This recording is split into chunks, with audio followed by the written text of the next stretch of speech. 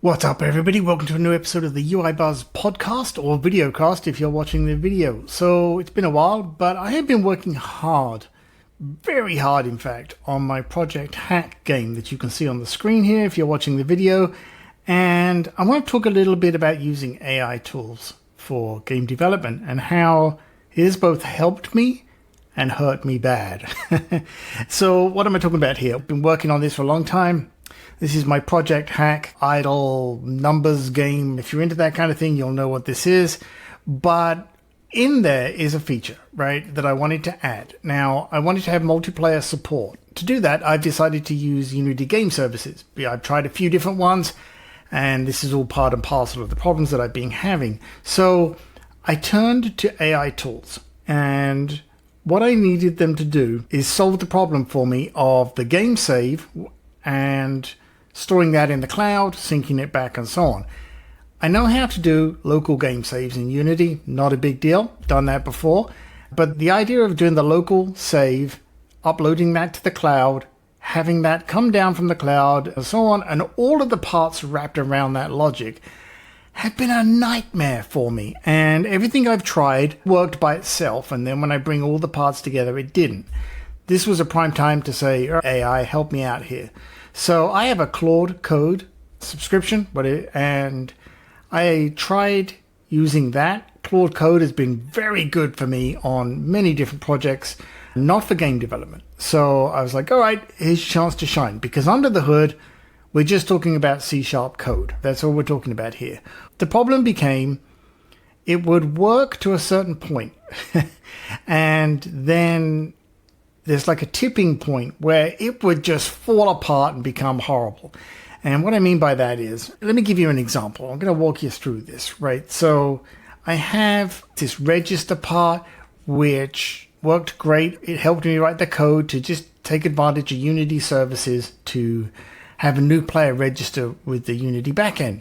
And the same with the login. I made some screens and it logged in and it was great. You can see where's username, password, and login, and these are just controls that I put on the screen. Forgot password. And then for the registration, similar thing. Layout's not very good here right now, but you get the idea. Password, confirm password. Claude Code was great at handling all of that, including the form validations, does the password match, and the confirm password, and so on. However, the problem became when I started to have it work with actual game data. And the reason for that is because this is an idle game, I'm using a large numbers library, quadrillion, trillions, millions, billions, septillions, all that kind of thing. And the way that works is there's a coefficient and a magnitude, right? So it's essentially two variables in one variable is the way to describe that. And it displays them on the screen. Fantastic. Everything works great here. But when it came to having Claude Code understand that library, it did. But when it stored the data, it didn't really store it right. And it sure as hell could not figure out how to upload it to the Unity Game Services for the cloud. And I was like, okay. So it got me that far. And then, like I say, it didn't, right? So I had heard about this other tool on a video on YouTube, and this other tool is called Bezi, Bezi.com. What it is, it's two parts. It is a desktop application that you use to interact with it, and then there is a plugin for Unity that allows the app to work with Unity, right? And there's two ways it works. Number one, you can ask it questions like you would any other AI kind of tool, and it will give you recommendations, tell you what to do, how to do it, where to go, and so on, and walk you through it. The other one is it will do it for you. Now, what that means is it will actually make those changes for you in Unity. It will actually interact with Unity for you, and not just the code, but the UI stuff as well. So go over to the website and check it out. It's what they call the agent mode. And I was really skeptical because, like I say, Claude Code, ChatGPT had just not been working great. I was like, oh, okay, is this really going to work? Well, Bezi worked fantastically well. Let's just cut to the chase. I was blown away by how good it was. And what it did, I'm going to show you the tool here. I'm going to show you some of the conversations I had with it, right? So for example, I said, hey, I have a scene called main menu. And I said, look, I got these buttons and I want you to create the code for all the Unity services for registration and for forgot password and for playing the game and so on. And I also said to it, when the player is logged in, the register and login buttons should be disabled. And then later on, I did change it to say hide them and just show me the play button, but show me a logout button and vice versa. So I gave it all of that conversation. I'll just go through very quickly. It went through in the project. Because of that plugin with Unity, it found all of my files. It created some new files for player management, like player login manager and so on. And you can interact with this. Like I say, I had it do it for me because I really wanted to test this, but you can have it give you the instructions and then follow it, right? So it went through, we found all these things, and it shows you, this is what I'm going to do. In this case, I checked the box to say, go ahead and do it. So it created the files and so on. Then it'll give you setup instructions and it'll say, hey, over in Unity now, create this new game object, or this game object now exists, depending on how you have it do it, and drag the UI controls to the appropriate serialized fields. If you're in Unity, you know what that is. So I've got this scene manager here, and you can see, look, it created this main menu manager and it created all of this UI for me. It basically said, look, hey, drag this login button over here and drop it in there and so on with all the other UI parts. And also, hey, I see you have these scenes. Does this look right? Yes, it did. And that was it. Other than setting up the Unity service in the cloud like you normally would, the C# code it wrote, the classes, they just worked. I was super impressed. And I think the reason it's better with this tool and tools like this than just generic code helping tools is because it is specifically targeting Unity. In other words, look, Unity, C#. Don't scour the web or anything else related to other things and confuse yourself, AI tool. Just focus on Unity, C#. That's your options. And so it looks at the Unity documentation, doesn't look outside of that, all those kind of things. And I think that targeting made all the difference, right? So like I say, there's like this main menu, manage a script here. You can see off to the side, it created all of this for me. I did have to tweak a few things for some things that I got wrong when I was thinking about what I wanted it to do, but it solved the problem. And then later on, after that, I was like, okay, my next big problem is now I need you to deal with the game data.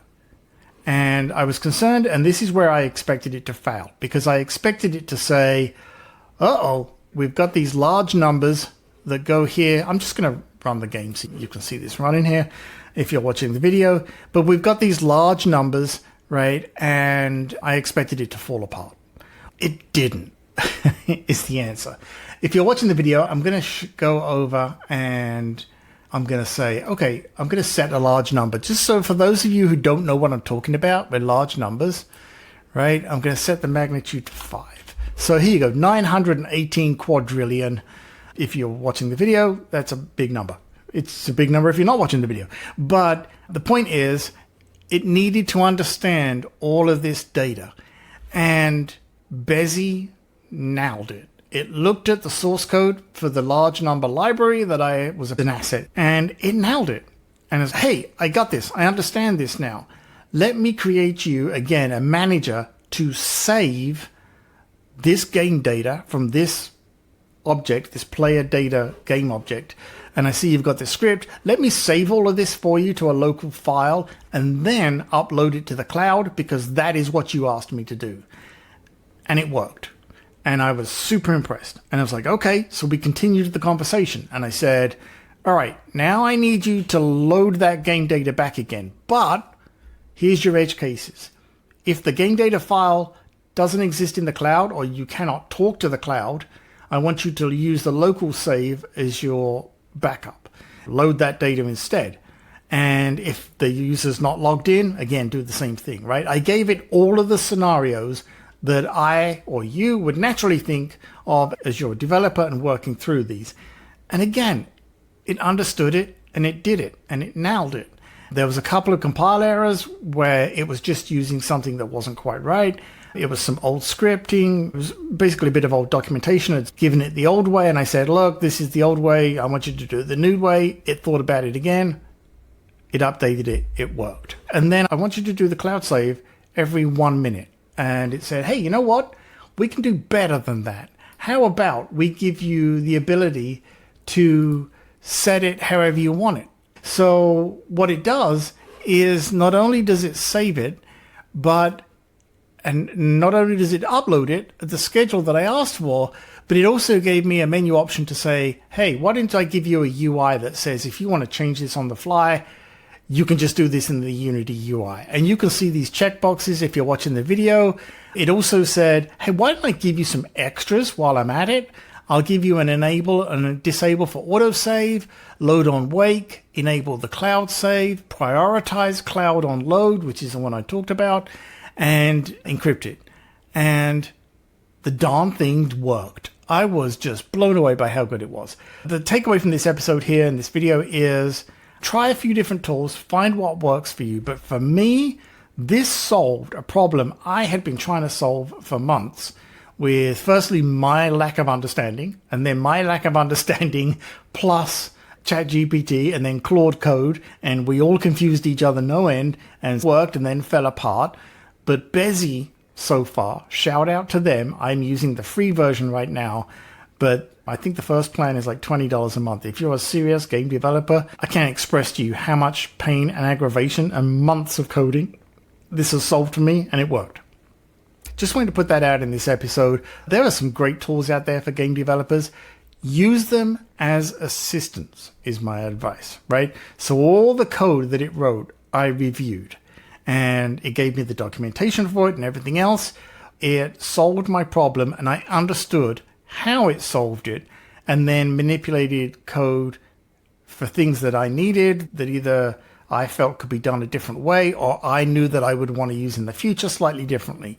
So check it out, folks. But for game developers, not just Unity, these exist for all the other engines and that I'm sure. I have used Claude Code very successfully with Godot, for example, strangely enough. It works beautifully for that. Doesn't work so great with Unity. But my point is, if you're a game developer and you're trying to solve a problem and you just reach that point where you know you've reached the limit of your understanding and you can't figure it out, give one of these tools a try. Let them see if they can solve the problem and then learn from those. That's what I got for you in this one. Put a message in the comments. I'd love to hear your thoughts on this. We'll be talking a lot more about my game development stuff as I'm really I've got past this roadblock now. And obviously I know it's been a long while since the last podcast episode, but don't worry, we're back on it. So that's it, folks. I will see you or speak to you in the next episode.